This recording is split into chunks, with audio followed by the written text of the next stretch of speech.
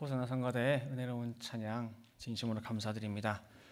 자, 오늘 종료주일입니다. 여러분들 종료주일을 맞이해서 이번 한 주 내가 어떻게 살아가야 될지, 그리고 또 이번 한 주 정말 예수님과 함께 고난의 하루하루 살아가시는 그런 여러분들 복된 성도들 되시길 바라겠습니다. 그런 의미로 이번 한 주 승리하시기 바랍니다. 옆 사람과 한번 인사 나누시기 바라겠습니다. 이번 한 주 승리하시기 바랍니다.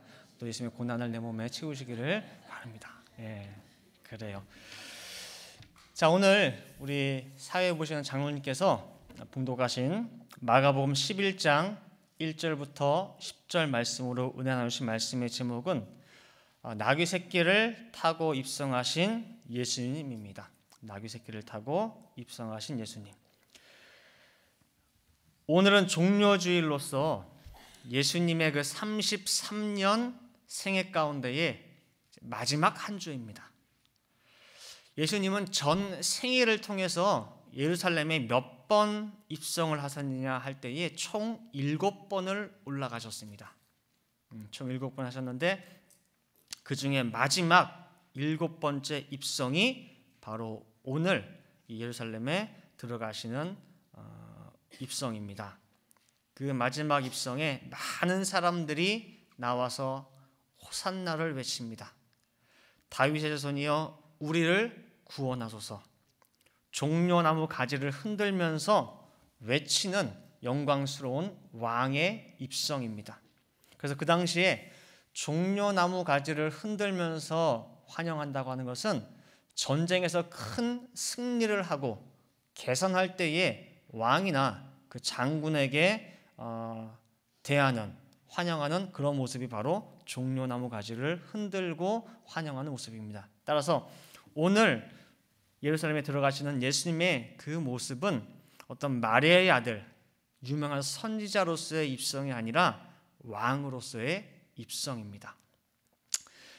아이들, 어른들, 제자들 할 것 없이 모두가 들떠서 환호하는 가운데에 오직 예수님만 묵묵히 성경의 예언 한 페이지를 성취하고 계시는 것입니다. 스가랴서 9장 9절 말씀 보시면은 시온에 따라 크게 기뻐할지어다. 예루살렘에 따라 즐거이 부를지어다. 보라, 내 왕이 내게 임하나니 그는 공의로우며 구원을 베풀며 겸손하여서 나귀를 타나니 나귀의 작은 것 곧 나귀 새끼니라. 왜 예수님께서 나귀를 타고 오늘 오셨느냐 라고 할 때에 성경 스가랴 9장 9절 말씀을 이제 성취하기 위함이라고 말씀하고 있습니다. 그래서 해마다 이 종려주일을 맞이해서 왜 예수님께서 나귀 새끼를 타고 입성하셨느냐, 승리의 개선장군, 왕으로서 입성한다고 할 때는 그에 걸맞는 모습은 뭘 타고 등장하는 게 제일 좋아요? 말이죠, 말. 말도 색깔이 무슨 색깔? 이왕이면 흰말, 그죠? 건장한 백마를 타고 그 위에 타고 들어가는 것이 제일 그럴듯하고 영광스럽고 좋습니다. 근데 왜 나귀 새끼냐라고 할 때에 스가랴 9장 9절 말씀을 인용해서 그분은 왕임에도 불구하고 지극히 겸손하시어서 나귀 새끼를 타신 것이다. 맞습니다. 그리고 우리는 그렇구나 라고 하고 마침표를 찍었습니다. 겸손하셔서 나귀 새끼를 타고 예루살렘에 입성하셨다라고. 그러나 오늘은 그 나귀 새끼를 타고 입성하신 예수님의 그 속에 담겨져 있는 구속사적인 의미, 그 비밀을 한번 생각해 보고자 합니다. 왜 나귀냐? 이 비밀을 깨닫기 위해서 먼저 우리가 출애굽의 현장으로 한번 가보도록 하겠습니다. 출애굽하는 현장. 하나님께서 430년 동안 거주하던 그 애굽으로부터 이스라엘 백성들을 끌어내시기 위해서 애굽에 10가지 재앙을 내리셨습니다. 그래서 피, 개구리, 이, 파리 쭉 10가지 재앙을 하는 가운데 마지막 재앙이 장자 재앙입니다. 애굽의 바로 왕으로부터 모든 집집마다 첫 번째 난 아들, 장자들은 다 죽었죠. 또 사람의 장자들뿐만 아니라 생축의 첫 새끼까지도 다 죽었다고 출애굽기 12장 29절에 말씀하고 있습니다. 반면에 이스라엘 집에 있는 장자는 사람부터 짐승까지 하나도 죽지 아니하였고 지금 머리카락 하나 상하지 않았습니다. 그리고 하나님께서 출애굽한 다음에 그 이스라엘 백성들을 향해서 하신 말씀이 뭐냐면은, 자, 너희 집집마다 사람이나 생축이나 자, 장자, 첫 새끼, 죽은 자 있니? 물어보셨어요. 이때요, 없대요? 없어요. 하나도 없습니다. 그래? 애굽의 장자들은 다 죽었지만 너는 하나도 안 죽었지. 대신에 그 장자들, 그 초태생은 이제는 다 나한테 바쳐. 다 내 소유야 라고 하나님께서 선언을 하셨습니다. 사람뿐만 아니라 모든 짐승까지 전부 다. 그래서 출애굽기 13장 2절 말씀에 보시면은 이스라엘 자손 중에 사람이나 짐승이나 물어나고 초태생은 다 거룩히 구별하여 내게 돌리라. 이는 내 것이니라 하시니라. 그렇죠? 출애굽기 13장 12절 말씀에도 너는 무릇 초태생과 내게 있는 생축의 초태생을 다 구별하여 여호와께 돌리라 말씀하고 있습니다. 소, 양, 염소, 약대 모든 생축에 처음 난 것을 구별해서 하나님께로 바쳐야 됩니다. 다 하나님 거예요. 그런데요, 그 명령 가운데에 딱 예외가 하나 있어요. 특별 지시사항이에요. 사람이나 짐승이나 모든 육축의 생축의 첫 것은 다 내 건데 하나만 예외야. 하나는 나한테 가져오지 말래. 그게 뭐냐면 바로 나귀의 첫 새끼예요. 나귀만. 나귀 첫 새끼는 내가 원치 않아. 가져오지 마. 만약에 가져오고 싶으면은 나귀 첫 새끼를 데려오지 말고 어린 양으로 바꿔서 가져오래요. 어린 양으로 대신해서. 근데 어린 양으로 대신해서 가져올 여력이 안 되고 가져오기 싫다. 내가 못하겠다. 그러면 그 나귀 첫 새끼는 죽이래요. 그냥 아예. 어떻게 죽이느냐? 목을 꺾어서. 출애굽기 13장 13절 말씀입니다. 나귀의 첫 새끼는 다 어린 양으로 대속할 것이요. 만약에 그렇게 아니하려거든 어떡하래요? 그 목을 꺾을 것이며 그러는 거예요. 어린 양으로 대속할 것 같지 않으면 그냥 죽여버리래요. 그냥 죽이는 것이 아니고 목을 꺾어서. 수많은 짐승 가운데에서 나한테 가져오지 말고 어린 양으로 대속하라고 명령하신 것은 오직 나귀밖에는 없습니다. 그럼 하나님께서는 왜 다른 생축 아무 것에도 하지 않은 특별 명령인 이 명령을 나귀한테만 하셨느냐? 나귀에게는 과연 어떤 특징이 있느냐? 한번 살펴보도록 하겠습니다. 첫 번째로 나귀는 부정한 짐승입니다. 나귀는 신명기 14장 4절부터 8절 말씀에 보시면은 하나님께서 이것은 정한 짐승이고 이것은 부정한 짐승이다라고 하는 그 기준을 제시를 하십니다. 그래서 굽이 갈라진 것은 정한 짐승이요, 굽이 안 갈라진 것은 부정한 짐승이고, 또 되새김질을 하는 것은 정한 짐승이요, 하지 않는 것은 부정한 짐승이다. 그런데 그 기준에 비추어 볼 때에 나귀는 부정한 짐승입니다. 하나님 보실 때에. 그 다음에 두 번째 나귀는 나약한 짐승입니다. 말이나 약대나 노새, 소, 사람 태우는 짐승 중에서 제일 나약한 짐승이 바로 나귀입니다. 몸집이 작고 약하기 때문에 이 나귀는요, 그냥 때리면 때리는 대로 그냥 맞고 있어요. 말이나 소, 다른 것들은 팍 두드려 맞다 보면은 화가 나가지고 나중에 어떻게 해요? 뒷발질이라도 해요. 뒷발질이라도. 소는 뭐예요? 들이받기라도 하지. 근데 나귀는 그것마저도 못해요. 바보같이. 제일 연약한 짐승이 바로 뭐예요? 나귀예요, 나귀. 예를 들면은 민수기 22장에 그 발람 선지자가 하나님의 뜻을 거스리고 그 발락 왕이 보낸 뇌물에 눈이 멀어서 하나님의 뜻과 상관없이 이스라엘을 저주하기 위해서 나귀를 타고 가고 있습니다. 근데 그 길이 하나님께서 원치 않는 길이기 때문에 하나님의 사자가 칼을 들고 이 발람 선지자 죽이겠다고 길에 딱 서 있는 거예요. 근데 발람 눈에는 그것이 안 보여요. 근데 나귀 눈에는 그 모습이 보인단 말이에요. 그래서 이 길로 갔다간 죽게 생겼거든요. 그러니까 길에서 벗어나가지고 밭으로 들어왔어요. 그랬더니 이 발람 선지자가 내려가지고 어떻게 해요? 채찍질을 해요. 똑바로 안 간다고, 엉뚱한 길로 간다고. 그때도 뭐예요? 실컷 채찍에 두드려 맞아요. 이 나귀가. 다시 길로 갑니다. 또 다시 길을 가는데 또 사자가 칼을 들고 서 있어요. 이리저리 피하다가 갈 곳이 없어가지고 좁은 길로 피해 들어갔어요. 근데 좁은 길이다 보니까 옆에 담이 있단 말이에요. 그 담에 타고 있던 발람의 그 선지자 발이 이게 진닉이 져가지고 이게 스크래치가 났어요. 상했단 말이에요. 그랬더니 발람 선지자가 화가 나가지고 또 내려가지고 두드려 패요. 그냥 지팡이로 막 팹니다. 때려요. 근데 그 나귀가 때리면 때리는 대로 그대로 맞고 있어요. 그대로.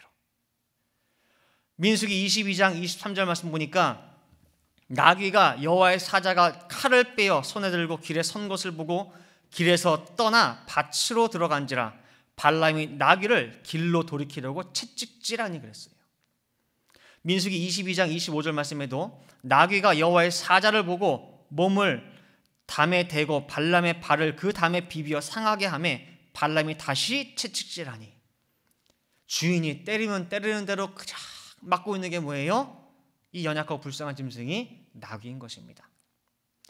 그 다음에 세 번째 나귀의 특징은 뭐냐면요, 비참한 짐승입니다. 불쌍한 걸 넘어서 비참한 짐승이 나귀입니다.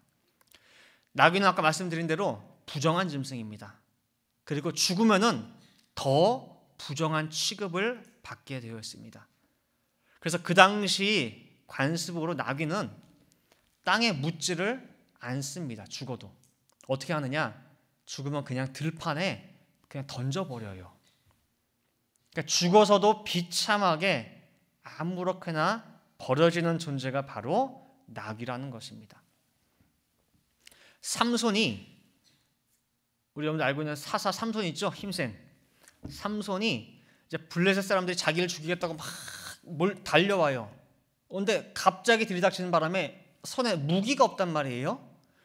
그 무기가 없는 가운데 길에 널브러져 있는 턱뼈를 주워가지고 블레셋 사람과 싸웠는데 그 뼈가 무슨 뼈냐 할 때에 나귀 턱뼈예요. 나귀 턱뼈. 사사기 15장 15절부터 17절 말씀 보시면은 삼손이 나귀의 새 턱뼈를 보고 손을 내밀어 취하고 그것으로 1,000명을 죽이고 가로되 나귀의 턱뼈로 한 더미 두 더미를 쌓았으며 나귀의 턱뼈로 내가 1,000명을 죽였도다. 말을 마치고 턱뼈를 그 손에서 내어 던지고 그곳을 라맛 레이라 이름하였더라. 아무런 무기도 없는 가운데 쓸만한 게 없나 살펴보다가 집은 것이 나귀뼈예요. 그러면은 그 길바닥에 나귀뼈가 왜 있는 거예요? 길바닥에. 그죠? 죽었음에도 불구하고 묻히지 못하고 그냥 버려져 가지고 썩어서 말라서 결국은 뼈밖에 안 남은 상태가 이 나귀의 마지막 모습이에요. 그처럼 비참하게 버려지는 존재가 나귀라는 것입니다. 또 한 가지 예로 남유다 왕 가운데 여호야김 왕이 있습니다. 예레미야 선지자가 제발 왕이시여 하나님 말씀에 꼭 순종하시기 바랍니다 라고 해가지고 두루마리에다가 정성껏 하나님 말씀을 기록을 했어요. 그리고 본인이 직접 가지는 못하고 사람을 통해서 그 말씀을 좀 대독해달라고 말씀을 보냈단 말이에요. 이거 듣고 제발 순종하시라고. 근데 그 왕이 딱 앉아있고 그래 한번 읽어봐 라고 하고 대독을 시켰단 말이에요. 그럼 두루마리 첫 번째가 탁 펴서 읽었어요. 쭉쭉쭉쭉 읽습니다. 가져와봐. 한다면 어떻게 하느냐? 소도, 성경 소도로 요즘 말로 하면 과일 칼 같은 거 있죠. 조그만 칼. 그걸로 그 두루마리를 쭉 다 찢어버려요. 찢어가지고 그 두루마리, 하나님 말씀이 쓰여있는 그 두루마리를 그때가 추웠나 봐요. 화로불, 난로불에다가 하나씩 던져 태워버렸어요. 자, 두 번째 거 읽어봐. 또 읽어요. 가져와봐. 잘라가지고 뭐예요? 불쏘시개 삼았어. 불쏘시개를. 하나님의 말씀을. 그처럼 하나님의 말씀을 아주 우습게 여겼던 왕이 여호야김 왕입니다. 하나님께서 마지막에 이 여호야김 왕의 최후에 대해서 어떻게 말씀을 하셨느냐? 너는 죽어서도 나귀처럼 벌어질 것이다. 어디 한 군데 묻힐 자리도 없이 나귀처럼 길가에 그냥 벌어져서 낮에는 더위를, 밤에는 추위를 고스란히 당할 것이야 라고 그 비참함을 누구한테 빗댔느냐? 나귀한테 빗대서 예언을 하셨습니다. 예레미야 22장 19절 말씀해 보시면은 그가 끌려 예루살렘 문 밖에 던지우고 나귀같이 매장함을 당하리라. 예레미야 36장 30절 말씀 보시면은 그러므로 나 여호와가 유다 왕 여호야김에 대하여 이같이 말하노라. 그에게 다윗의 위에 앉을 자가 없게 될 것이요 그 시체는 버림을 입어서 낮에는 더위 밤에는 추위를 당하리라. 뭐처럼? 나귀처럼. 이게 바로 나귀입니다. 비참하게 취급받는 나귀라고 우리가 성경은 말씀하고 있습니다. 이렇게 부정하고 나약한 짐승, 비참한 짐승이 나귀인데 이 나귀를 보면서 자연스럽게 연상되어지는 것이 누구냐라고 할 때 바로 우리 타락한 인간의 모습이라고 하는 것입니다. 우리 한국에 보면은 가을 끝자락에 보면은 아무 맥 없이 바싹 꼬들어가지고 바람에 그냥 떼굴떼굴 굴러가는 낙엽을 보면서 벤치에 앉아있다가 그걸 탁 보면서 순간 누구 같은 모습에? 내 모습 같은 모습에 처량하고 갑자기 눈물이 핑 도는 그런 경우가 있죠. 아직 그런 나이가 안 되신 청년들도 있고 하겠지만은 이러한 나귀를 보면서 누구를 연상시켜야 되느냐? 우리 인간의 모습, 바로 나의 모습을 볼 수 된다는 것입니다. 시편 51편 5절 말씀 보시면은 내가 이 땅에 태어날 때 어떻게 태어났느냐? 죄악 중에 출생하였으며 모친이 죄 중에 나를 잉태하였나이다 라고 말씀하고 있어요. 우리는 나면서부터 부정한 인간이에요. 지극히 또한 나약한 인간이에요. 내일은 둘째치고 오늘 저녁에 내가 어떻게 될지 몰라요. 그리고 나의 주인 되는 그 사단이, 마귀가 그냥 어떻게 발길질을 해도 아무 소리도 못합니다. 사단이가 때리면 때리는 대로 두드려 맞고 또 혼자 서글퍼가지고 애통해하고 내 사랑하는 가족, 부모, 형제, 죽음이라고 하는 그 사슬에 매어가지고 사단이가 질질 끌고 가도 그거에 대해서 아무런 항변도 반항도 못하는 그런 비참한 신세, 사단이한테 한마디도 못하는 신세, 발람 선지자한테 나귀가 그냥 두드려 맞았듯이 그냥 두드려 맞을 수밖에 없는 그런 신세.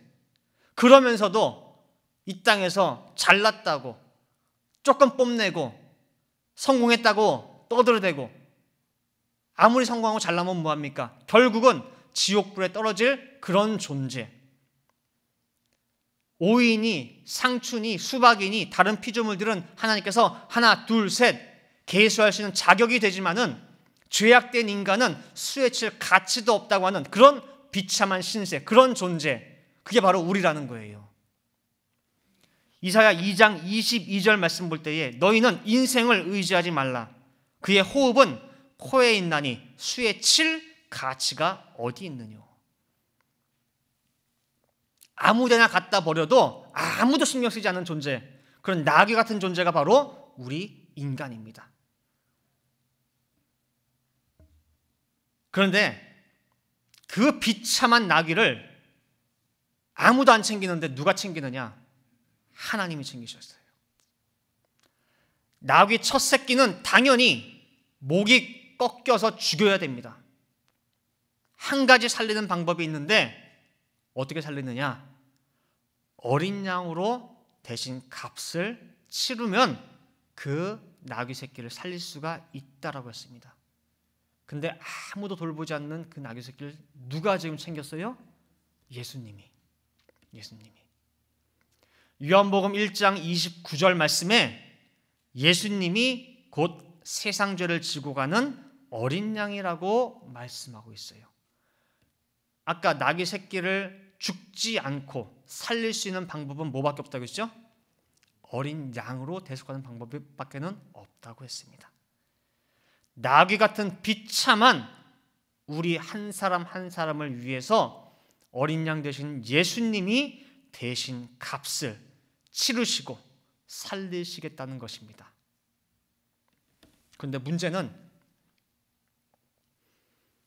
이 나귀 새끼를 데리고 오려고 하는데 주인이 있어요. 나귀 새끼의 주인이. 근데 주인이 하나가 아니라는 것입니다. 주인들이 달라붙어요. 주인들이. 누가복음 19장 33절에 보면 오늘 말씀과 같은 내용이 기록되어 있습니다.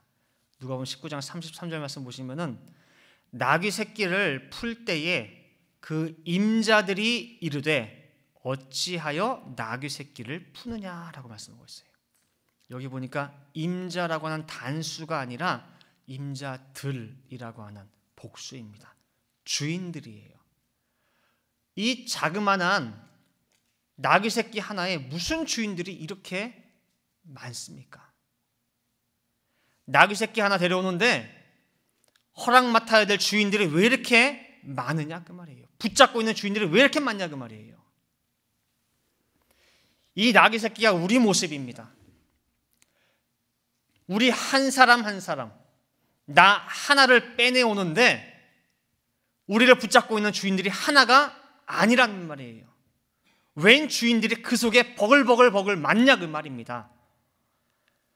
한 길도 안 되는 이 몸뚱아리 속에 뭐가 그렇게 많이 들어앉아가지고 너를 휘어잡고 있는 주인이 그렇게 많으냐 그 말입니다. 그러면서 물어봐요. 왜 들어갑니까? 그 나귀 새끼 무슨 쓸모가 있어요? 어디 쓰려고요? 그 나귀 새끼 능력도 없어요. 힘도 없어요. 보잘것 없어요. 할 줄 아는 거 아마 하나도 없을걸요? 데려가지 마세요. 시간 낭비예요. 정말 하찮은 존재예요. 부정해요. 비참해요. 데려가지 마세요. 그 주인들의 물음에 예수님의 대답은 딱 한마디입니다. 주가 쓰시겠다 하라. 이런저런 잔소리 하지 마. 능력 있다 없다, 보잘것 있다 없다, 하찮다 어떻다 하지 마. 내가 쓰겠다고. 그 나귀 새끼를 내가 쓰겠다는 거예요. 하나님의 본체이신 그분이 영광의 예루살렘에 입성할 때 모든 사람들의 환호와 환대를 받는 영광스러운 그 자리에 있는 자, 권세 있는 자, 얼마든지 쓰실 수 있고 얼마든지 그들과 함께 멋있게 화려하게 등장할 수 있습니다. 그런데 그 자리에 예수님이 누구와 함께 가시겠다느냐? 부정하고 능력 없고 비참한 너를 쓰겠다고 하는 거예요. 나귀같이 바보 취급받고 어디 가서 놀림받고 두드려 맞기나 하고 불쌍하다 못해 비참한 너, 우리 각자 나를 예수님께서 타고 가시겠다고 부르신 것입니다. 건장한 백마? 멋있는 백마? 아니야. 나귀 너야. 내가 너 쓸 거야. 더 나아가서 내가 너를 살릴 거야. 내가 너를 대속해서 너 반드시 내가 살릴 거야 라고 하는 것이 바로 오늘 예루살렘에 입성하시는 예수님의 모습입니다. 그래서 예수님은 나귀 새끼를 타고 가시는 거예요. 왜? 너기 때문에. 너를 내가 살리기 위해서. 이제 결론 맺도록 하겠습니다. 고린도전서 1장 26절부터 29절 말씀 보시면은요. 고린도전서 1장 26절부터 29절 말씀 보시면은 사도 바울이 이렇게 말씀하고 있습니다. 형제들아, 너희를 부르심을 보라. 육체를 따라 지혜 있는 자가 많지 아니하며 능한 자가 많지 아니하며 문벌 좋은 자가 많지 아니하도다. 그러나 하나님께서 세상에 미련한 것들을 택하사 지혜 있는 자들을 부끄럽게 하려 하시고 세상에 약한 것들을 택하사 강한 것들을 부끄럽게 하려 하시며 하나님께서 세상에 천한 것들과 멸시받는 것들과 없는 것들을 택하사 있는 것들을 폐하려 하시나니 이는 아무 육체라도 하나님 앞에서 자랑하지 못하게 하려 하심이라. 사도 바울이 말씀 받는 성도들 앞에 놓고 얘기한 거예요. 자, 너희들 서로를 쳐다봐봐. 너희 중에 문벌 좋은 자, 많이 배웠다고 좋은 학벌 좋은 자, 있는 자, 권세 있는 자 누가 있나 쳐다봐봐. 다 세상에서 볼 때 멸시받고 천하고 못 배우고 보잘것없지. 왜 하나님이 너희들 부르신 줄 알아? 나귀라서 그래. 너희가 나귀라서 하나님이 부르신 거야.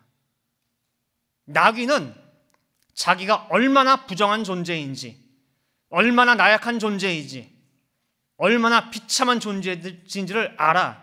더 나아가서 자기가 죽어서는 어떻게 벌어지는지도 너무나 잘 알아. 그래서 나귀 첫 새끼는 그런 비참한 존재이고 죽을 수밖에 없는 자기를 쓰시겠다고 부르신 예수님을 위해서 온 힘을 다해서 오늘 모시고 있는 것입니다. 이 나귀 새끼는요, 처음으로 오늘 사람을 태워봤어요. 그 전에 한 번도 태워본 적이 없어요. 처음으로 이 나귀 새끼는 건장한 청년의 무게를 느껴봤습니다. 따라서 다리가 후들후들거립니다. 너무 힘들어서 당장 쓰러질 것 같아요. 눈앞이 하얗습니다. 비틀비틀하지만은 그래도 나를 부르신 그 은혜가 너무 감격스러워서, 그래도 나를 택하신 것이 너무 감사해서 예수님의 그 예루살렘 입성의 임무를 이 나귀 새끼는 끝까지 완수하고 말았습니다. 이사야 1장 3절 말씀에 보시면은 소는 그 임자를 알고 나귀는 주인의 구유를 알건만은 이스라엘은 알지 못하고 나의 백성은 깨닫지 못하노라 하셨도다. 나귀가 주인의 구유를 안다는 말은 뭐냐면은, 나귀는 자기를 위해서 주인이 만들어준 구유, 즉 주인이 자기를 어떻게 먹여서 어떻게 키우는지를 안다는 말이에요. 소는 정한 짐승이에요.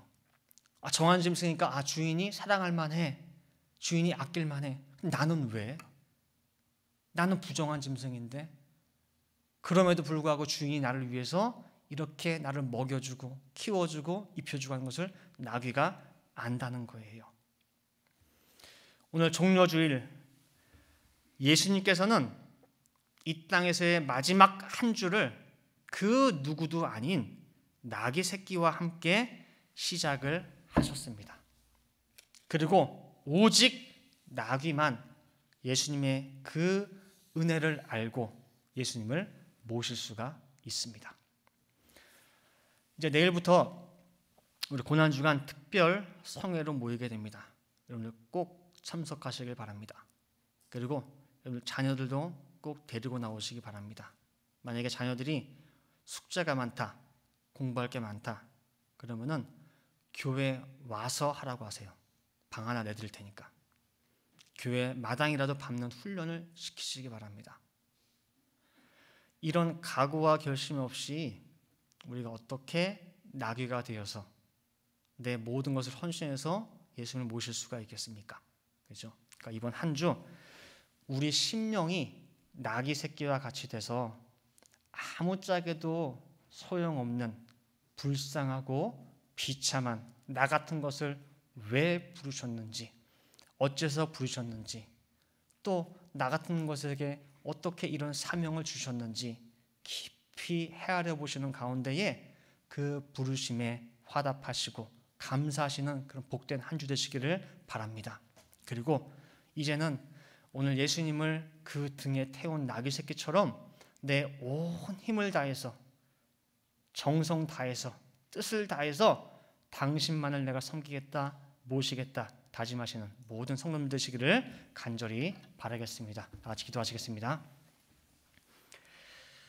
사랑과 나가 충만하신 아버지 하나님, 이렇게 복된 주일을 맞이하여서 아무것도 아닌 저희들을 말씀으로 깨끗하게 씻겨주시고 거룩하게 만들어주시니 아버지 감사를 드립니다.